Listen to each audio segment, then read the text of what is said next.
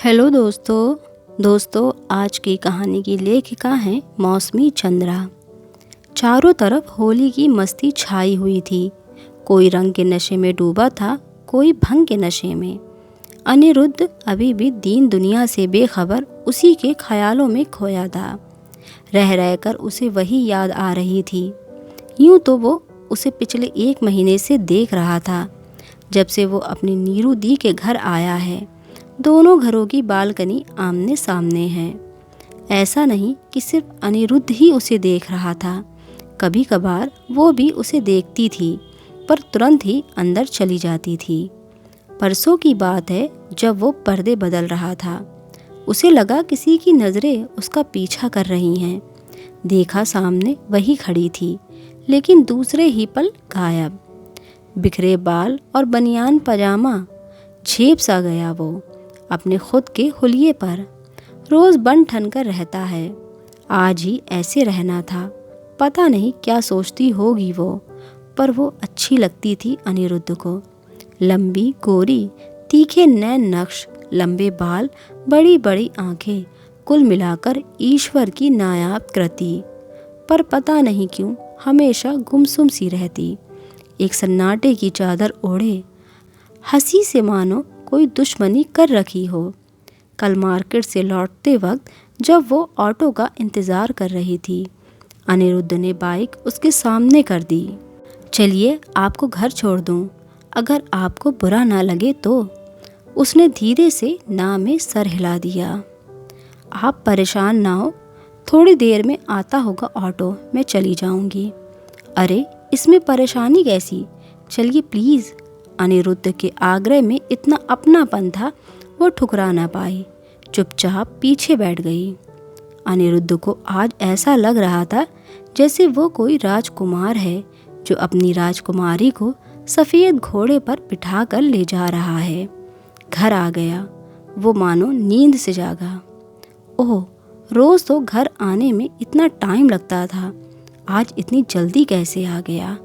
खैर, वो उसे छोड़ जैसे ही घर घुसा, दीदी का सवाल, ये अनु तुम्हें कहाँ मिल गई?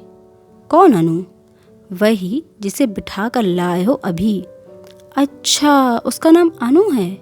अनुष्का है, हम सब अनु बोलते हैं। अच्छी लड़की है, बहुत मिलनसार। आप कैसे जानती हो? आपसे तो मैंने उसे कभी बात करते नहीं देखा, हमेशा तो चुप चुप ही रहती है। साल भर पहले तक नहीं थी ऐसी, पर किस्मत के आगे किसकी चली है। अब तो यही उदासी उसकी नियति है। ऐसा क्या हो गया? अनिरुद्ध, वो विधवा है।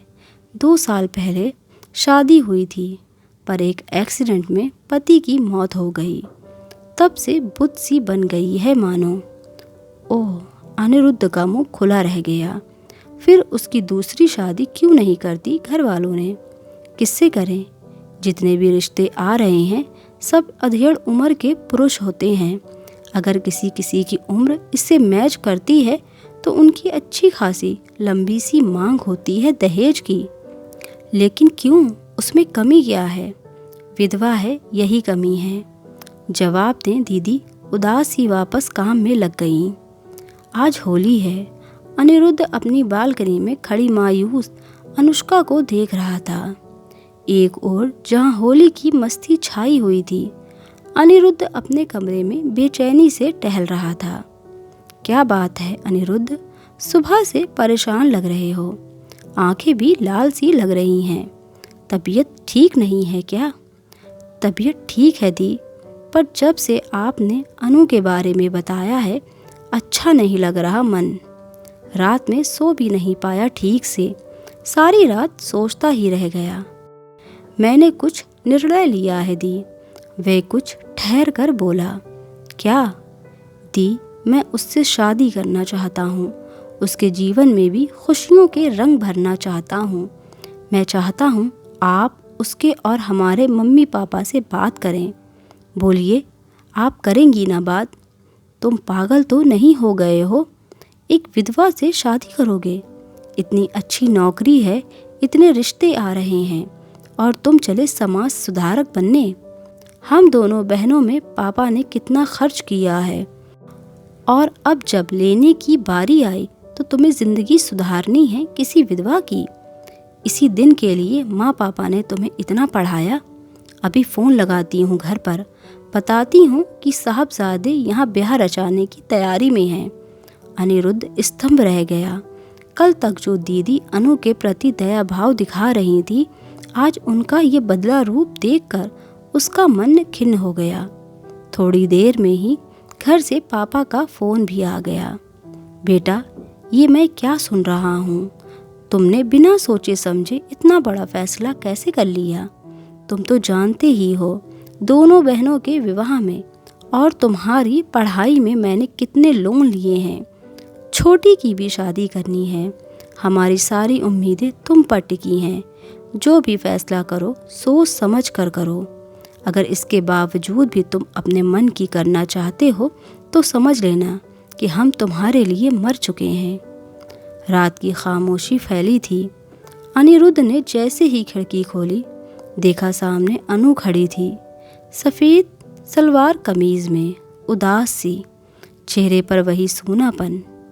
अनिरुद्ध ने एक ठंडी सांस ली और धीरे से खिड़की बंद कर दी। दोस्तों, अगर आपको ये कहानी पसंद आए तो प्लीज़ वीडियो को लाइक कर दीजिएगा और चैनल को ज़रूर सब्सक्राइब कीजिएगा। Thanks for watching.